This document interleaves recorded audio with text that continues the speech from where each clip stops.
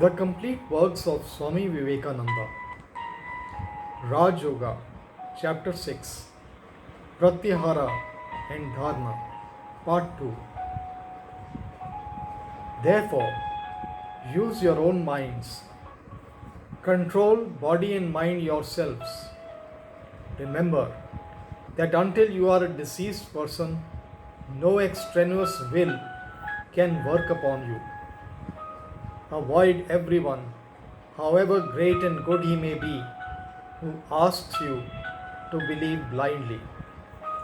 All over the world, there have been dancing and jumping and howling sects who spread like infection when they begin to sing and dance and preach. They are also a sort of hypnotists. They exercise a singular control for the time being over sensitive persons. Alas, often in the long run to degenerate whole races.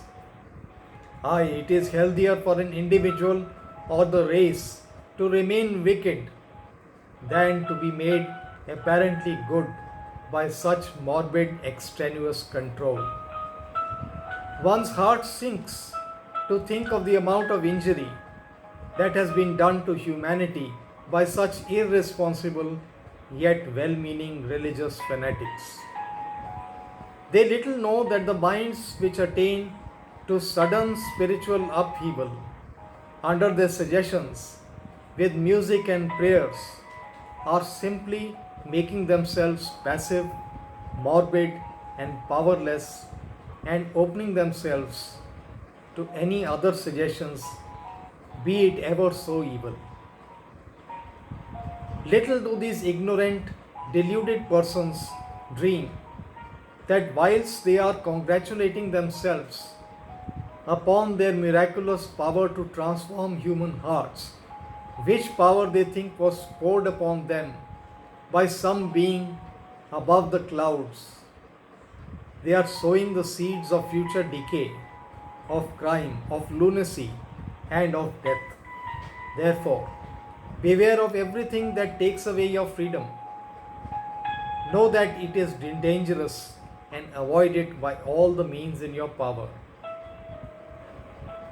He who has succeeded in attaching or detaching his mind to and from the centers at will has succeeded in pratyahara, which means gathering towards, checking the outgoing powers of the mind, freeing it from the thraldom of the senses. When we can do this, we shall really possess character. Then alone we shall have taken a long step towards freedom. Before that, we are mere machines. So, how hard it is to control the mind? Well, the mind has been compared to the maddened monkey. There was a monkey, restless by his own nature, as all monkeys are.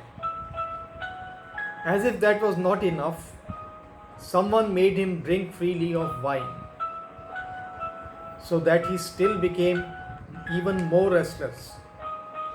Then a scorpion stung him. When a man is stung by a scorpion, he jumps about for a whole day. So the poor monkey found his condition worse than ever.